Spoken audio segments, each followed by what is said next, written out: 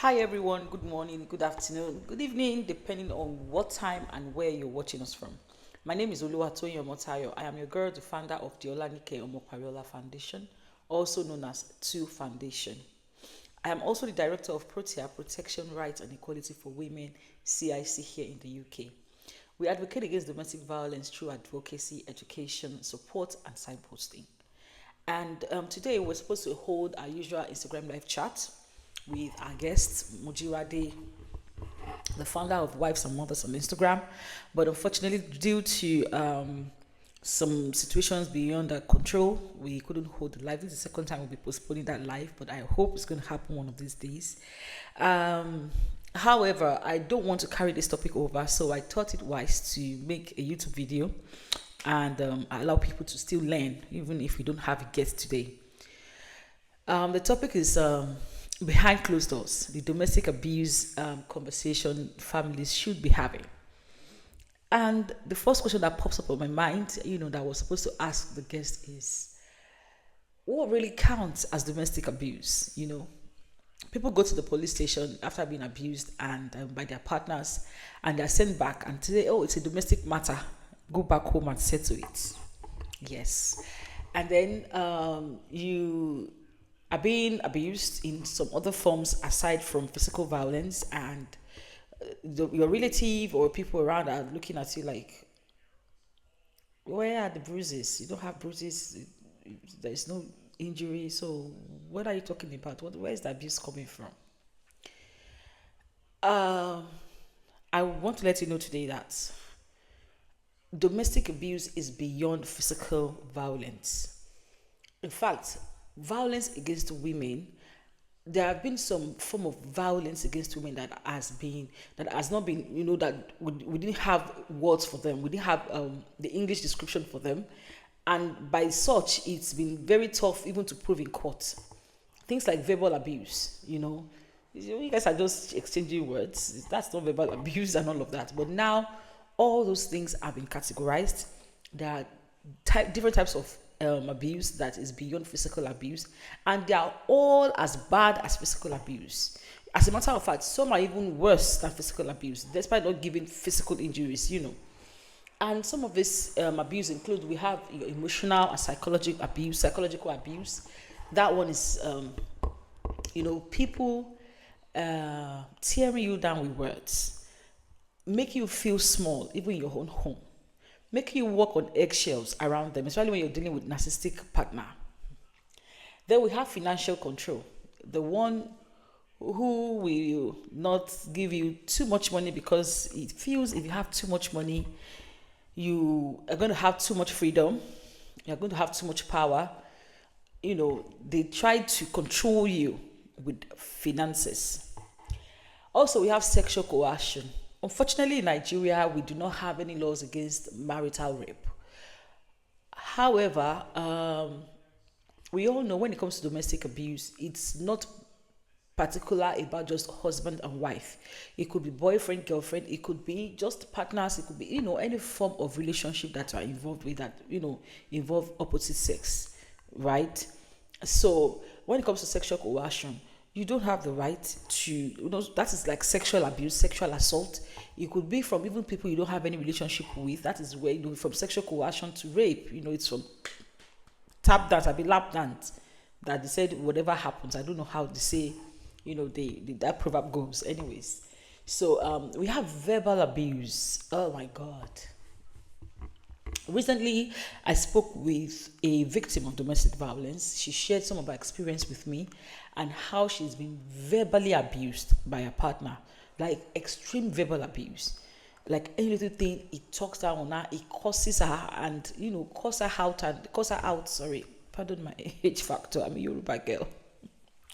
Anyways, so verbal abuse is as bad as physical abuse, because verbal abuse, I remember when I was growing up as a young girl in my family, I preferred then for my dad to hit me than to verbally abuse me. Oh my God.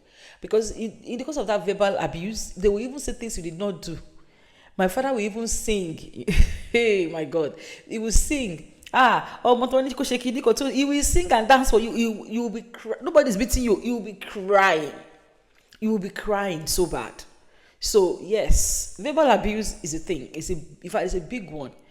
And you can imagine if, as a young girl, I preferred my father hitting me than abusing me verbally. Now imagine how it feels when I have a partner in the house who verbally abuses me. You say one thing, he says, even with my friends. When we are having a conversation, we are talking, and then the next thing is, I'm here for you, I will show you. If you think I don't know that I can talk, my dear, I pack my bag. I'm not going to respond to that conversation anymore. I'm out. Because I believe in civil conversation. People could be angry and all of that, express your anger and everything.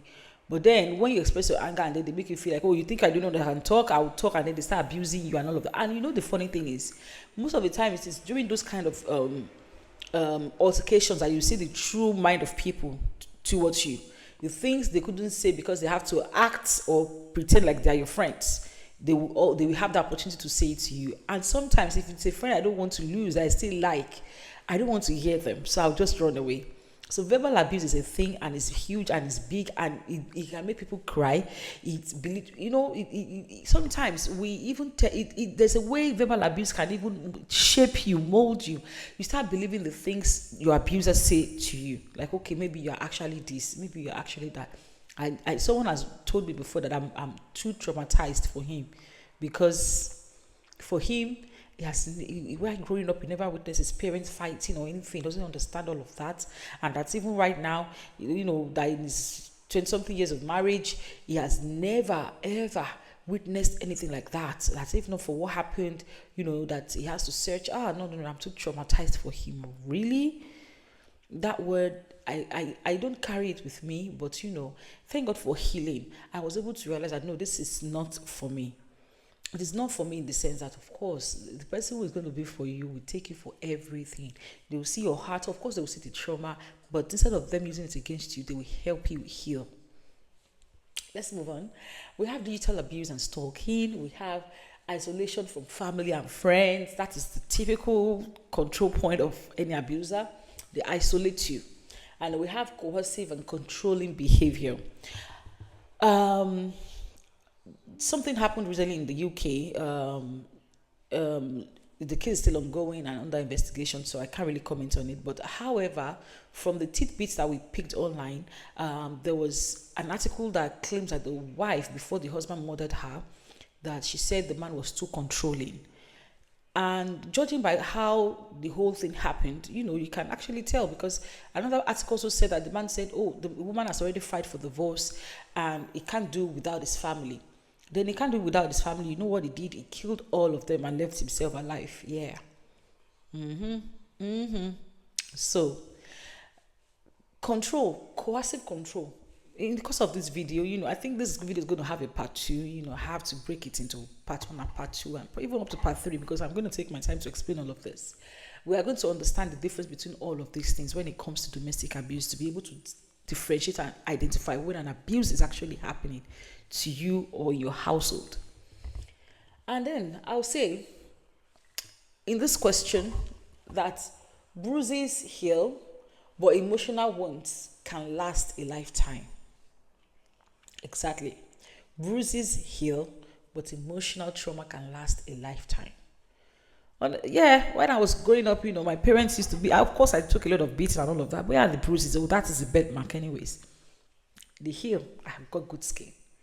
But I still remember the things my father, my parents, my mom said to me. There are some things that even happened to me that I will be remember. Is it because of what my mom said sometimes or my daddy said sometimes? And even in growing up or living your life, you tend to carry along all these emotional wounds, all the things that have been said to you, the things they say you are that you're not. I've seen men referring to their wives as pigs, as dirty, as not beautiful. And these women carry it with them. They lose self-esteem, and then they don't even see themselves leaving the man because I'm not beautiful. Who's going to take me? Nobody. So yes, physical violence, the wounds can heal. If it does not kill you, of course, the wounds can heal. But emotional wound, it does not heal. It takes a long time of healing. Let's move ahead. Like I said, join us for the part 2 of this video. We will be going to ask about, does children see abuse? or they didn't say it. Thank you, and see you in part 2.